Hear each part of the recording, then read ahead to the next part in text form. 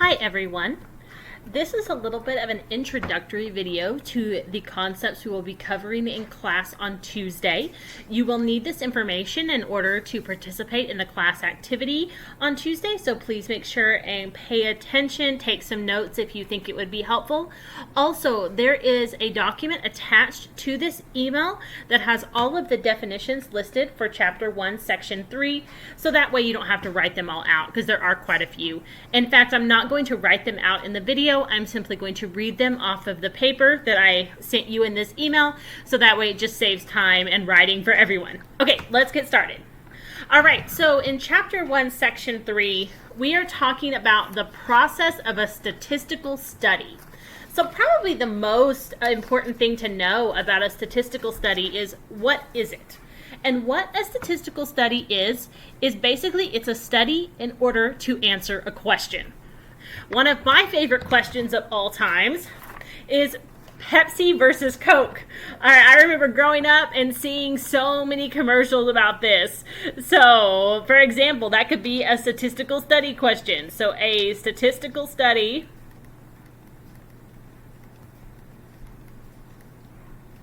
seeks to answer a question.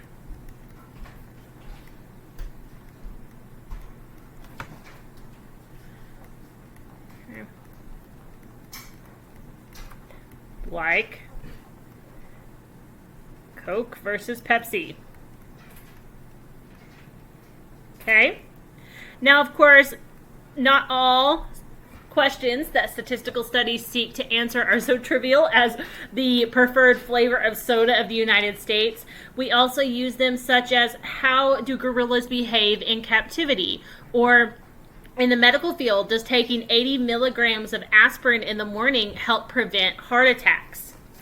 All right, so these are some examples of questions that we can study. So I want everyone to bring a question, an example of a question to class with them on Tuesday, and we will all talk about those together. Okay, there are two different types of studies, and I'm going to outline those for you here. All right, so two types.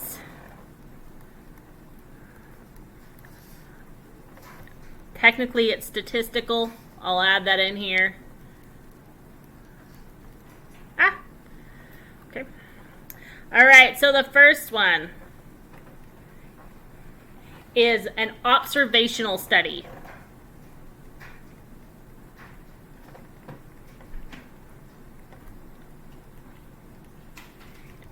Now, an observational study is a study that observes data that already exists.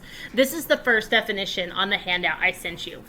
So instead of writing the definition, I'm just going to give you an example. So an example of an observational study is going to be the average age of college students at Seminole State.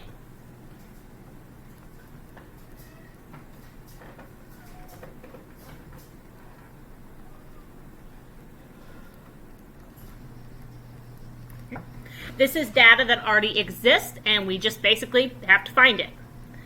All right, the second type is an experimental study.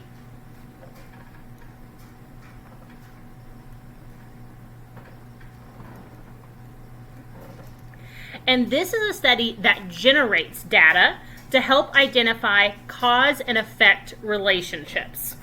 All right, so point out the difference between an observational study and an experimental. Observational looks at something that's already there, while experimental, basically you run an experiment, find new data, and then analyze that data.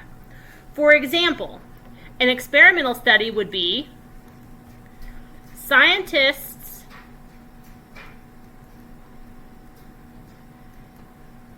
gather data to determine whether the flu shot works. Oh, that's not how you spell flu. There we go. Whether the flu, lost my pen, there we go.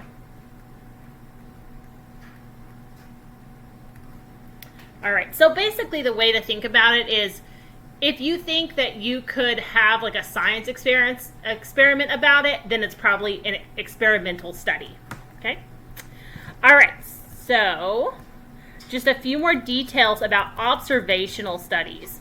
Observational studies can only show a relation, not cause and effect. Observational. Because they're just looking at data that's already there. We're not running an experiment that's following the scientific method so that we can make sure that everything is without bias and that everything's kosher in that way. So it cannot do cause and effect. So observational study.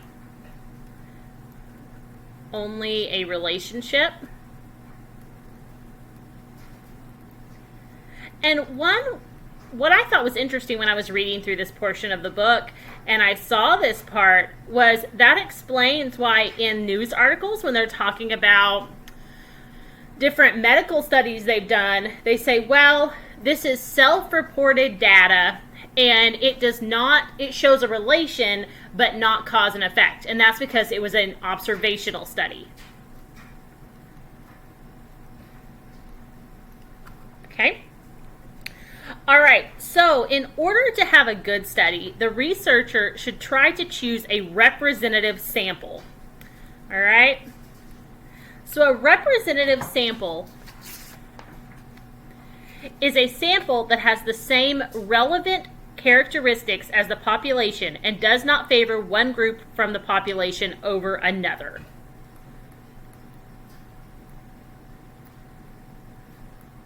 Okay?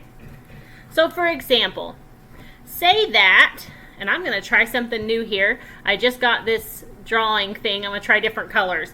Say we have our population over here. And let's say we have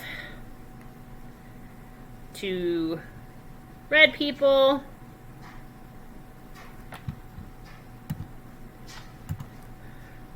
2 blue people. Aren't you guys amazed by my drawing? I know, it's amazing. And, oh good, green. I thought that's what color it was. 2 green people. A representative sample would not be choosing only the green people, only the red people, or only the blue people. It would also not be choosing only the red and blue people, or only the green and red people. In order to have a representative sample, we would want all 3 types of people to be able to have their say. So that means that a true representative sample, for example, would be 1 green person, 1 red person, and 1 blue person. Obviously, this is an extremely simplified version. But it kind of gives you an idea of what a representative sample means. All right, so now we're going to talk about the different ways to choose your sample. So you should try to have a representative sample no matter what sampling method you choose, but there are different ways to choose your sample, okay? All right, so this is, and I'm going to stick with the blue. I like it. It's pretty. So sampling methods. Okay? All right, so the first one I want to talk about is simple random. Simple random sampling. And this is probably going to be one of there's 2 of them I think that you'll be pretty familiar with already, but this is one of them. So simple random sampling is every sample from the population has an equal chance of being chosen. So say that I'm sampling, it basically means that if you were to take a population and say that the population was our class, and I had everyone number off 1 to 4, so 1, 2, 3, 4, 1, 2, 3, 4, and so on until everyone had numbered. And then I said, okay, all the 1s get over here, 2's over there, and so on. And then I said, 1 of you sample groups, I'm going to ask about whether you like basketball or baseball better. But I'm only going to ask 1 of you. But in order to choose which group that I ask this question to choose which sample of the class I asked this question to, I'm going to put 1 through 4 in a hat, and I'm going to mix it up, and I'm going to draw a number. So each of those sample groups, each have an equal chance of being pulled out of the hat. That is an example of simple random sampling. Okay, so I'm going to write a brief synopsis of this. So population, nope, I don't like that. I'm going to change that. Example. That does not go there. Sorry, y'all. I just got this writing tablet and I'm still getting the hang of it. Example. So class.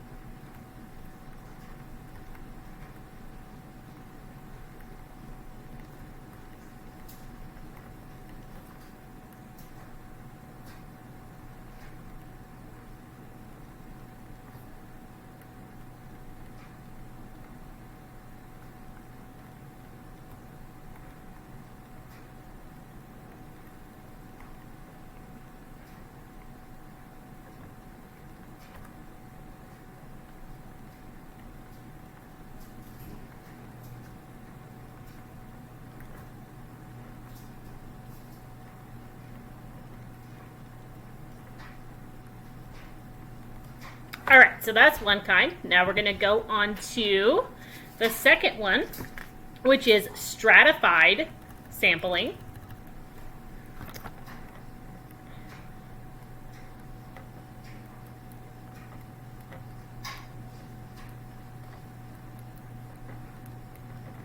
All right, and stratified sampling is one in which members of the population are divided into 2 or more subgroups called strata that share similar characteristics like age, gender, or ethnicity.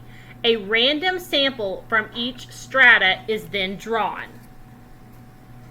All right, so an example of this would be if a pollster, let me write this down here, a pollster surveys 50 people in each of a senator's 12 voting precincts.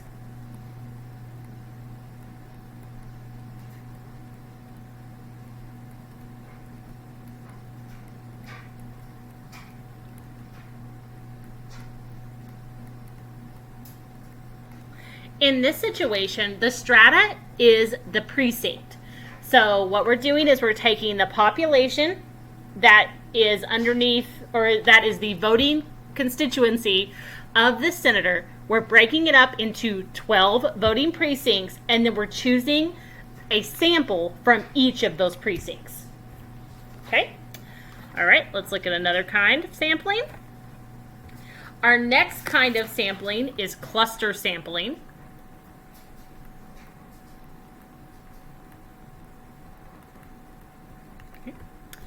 In cluster sampling, a cluster sample is one chosen by dividing the population into groups called clusters that are each similar to the entire population. The researcher then randomly selects some of the clusters. Unlike stratified sampling, the sample consists of the data collected from every member of only those clusters that are selected. All right, in order to show the difference between stratified sampling and cluster sampling, I'm actually going to talk about the example we talked about for stratified. So say that the pollster was dissatisfied with the answers he got using stratified sampling, and he decided he wanted to use clustered sampling. What he would do is he would then break up the senator's voting precincts or voting population into groups that are or into sample groups that are representative of the entire population. Remember when I talked about having a representative sample and I said, okay, choose a green person, a red person, a blue person, and this is a representative sample of the whole population? So as before with stratified sampling, it was being broken up based on precinct. Now it's being broken up on, okay, here's a group that overall represents the population, and here's another group that represents the whole population. Those groups are called clusters. All right? Now, once this pollster has broken up the population of the senators' voting population into clusters, let's say he has 15 clusters. Then he chooses 4 of those clusters and surveys everyone in those clusters. Okay? All right, so I'm going to write that down here so you guys have it in print. All right, so pollster.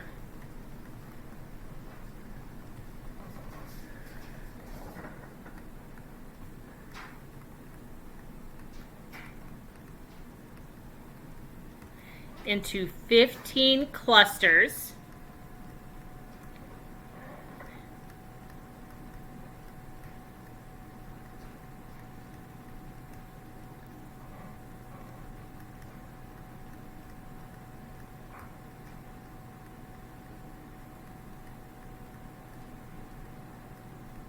Not every cluster, every member. My bad. Every member of those clusters.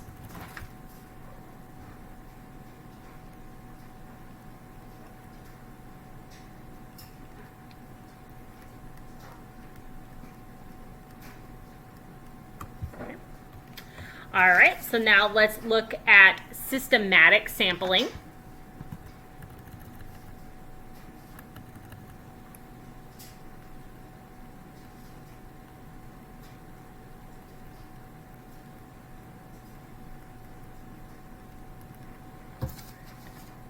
A systematic sample is one chosen by selecting every nth member of the population.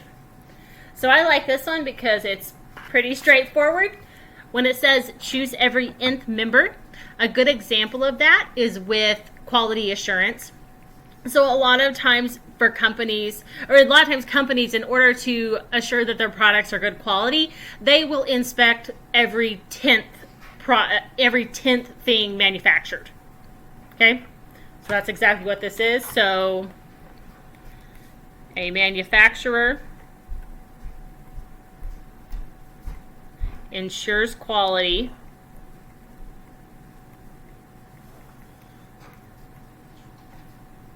by checking or inspecting, if you'd like a more accurate word, every 10th toaster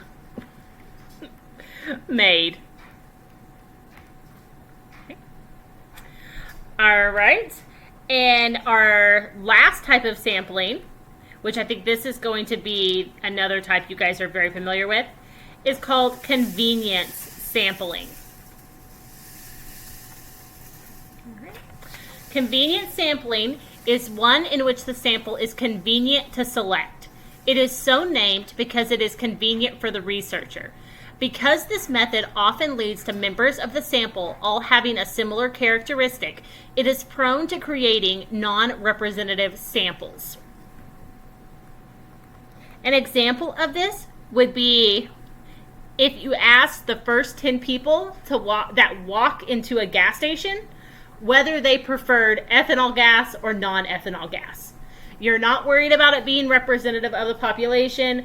You're not separating it by clusters, strata, nothing like that. All you're doing is the first 10 people that walk in that look not scary. You just walk up to them and you're like, hey, so do you like ethanol gas or non-ethanol gas? Okay?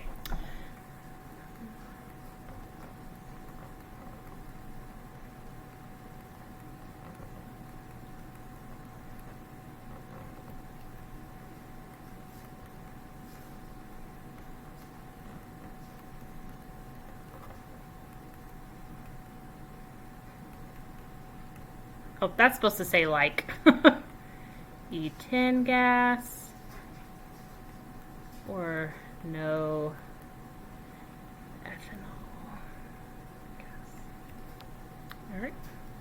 All right, so those are all of the sampling techniques. So now I'm going to give you a rundown on the different types of observational studies.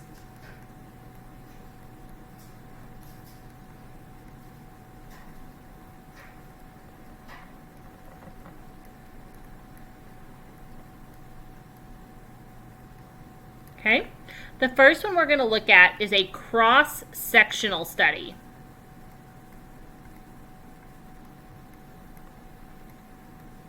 Okay. The definition of a cross-sectional study is data is collected at a single point in time. So a good example of this is a researcher surveys 60 people 6 months after weight loss surgery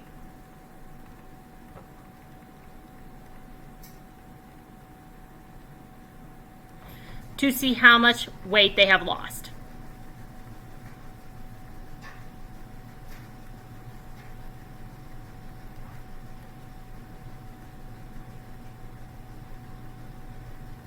This is cross-sectional because it just happens at one moment in time.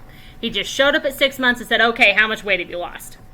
This is in contrast to the longitudinal study.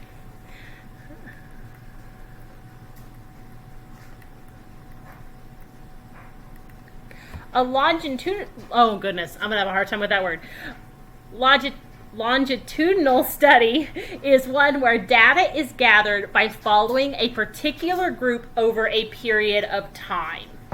So an example of this would be if a researcher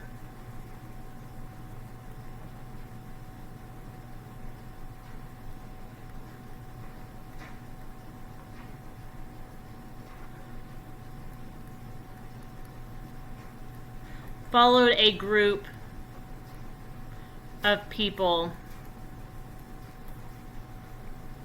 for 15 years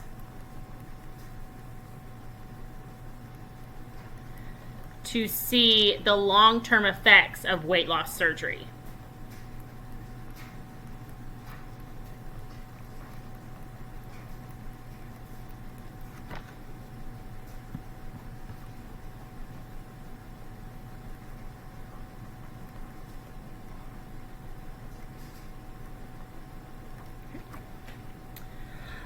All right, and now we're going to talk about what a meta-analysis is.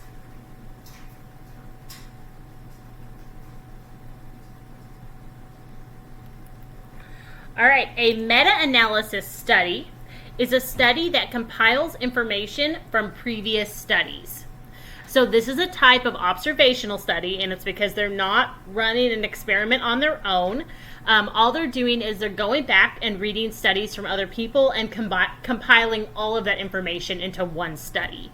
An example like this would be a study that looks at previous studies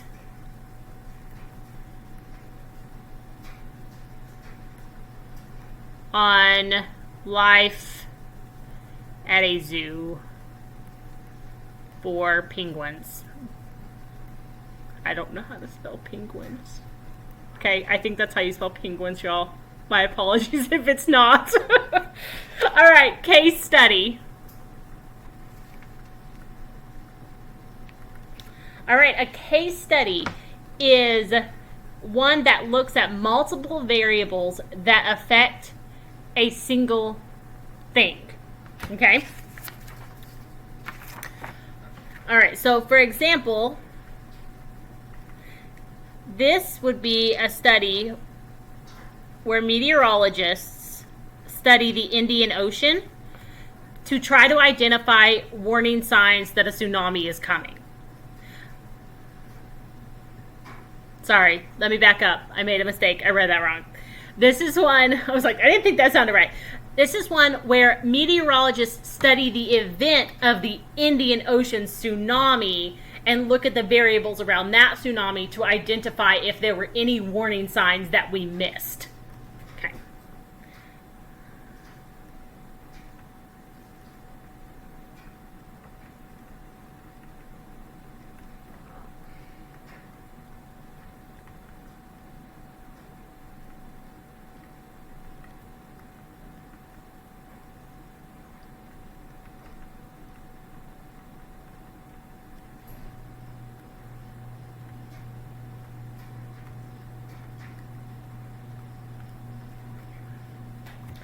All right.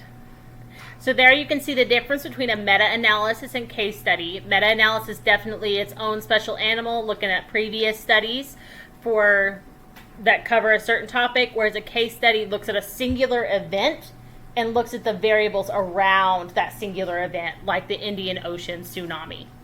All right, so that's the end of the video for this. This information should be very helpful for you for the activity that we're going to do on Tuesday. Everyone, don't forget to please bring an example of a question that we could answer with a statistical study, and I look forward to seeing you all on Tuesday.